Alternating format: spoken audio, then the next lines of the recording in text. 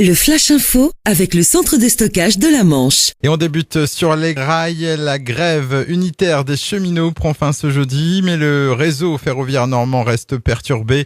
Des prévisions identiques à celles d'hier. Côté Intercité, on annonce 3 trains sur 5 sur le Paris-Rouen-Le Havre et le Paris-Granville, 2 sur 3 entre Paris et Cherbourg. Il y a 7 TER sur 10 en circulation.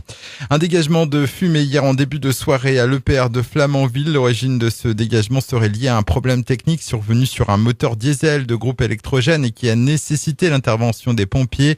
Le service communication de l'EPR assure qu'il n'y a pas eu de blessés ni de conséquences sur l'environnement. Branle-bas de combat sur les routes de la Manche avant le 1er juillet, date à laquelle la vitesse maximale autorisée passe de 90 à 80 km/h.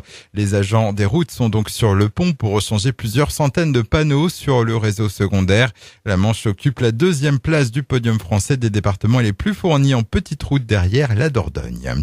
À Saint-Lô, 12 familles d'Albanais sont désormais à la rue. La mairie a pris un arrêté d'expulsion contre ceux qui occupaient un terrain communal. Au total, cela représente une trentaine de personnes, dont 2 bébés. Le collectif d'aide aux migrants s'indigne de la situation. C'est aujourd'hui que démarre le festival des arts immutés sur la plage verte de Cherbourg. L'an dernier, 10 000 visiteurs avaient été accueillis par les bénévoles de l'association Musique en Herbe. Le tout dans une ambiance familiale où se mêlent sport, initiations diverses, ateliers créatifs, cirque, théâtre et musique. Cette journée de jeudi est totalement gratuite avec au programme un radio-crochet dès 13h30 suivi des prestations du Conservatoire de musique de Cherbourg et du lycée Jean-François Millet. Et puis un double record pour le breton Tom Goron à seulement 12 ans. Il est en effet le plus jeune à avoir tenté de traverser la mer de la Manche en optimiste, un petit bateau d'apprentissage.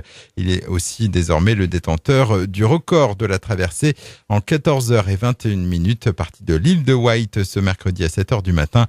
Il a finalement débarqué le soir même à Cherbourg à 21h20.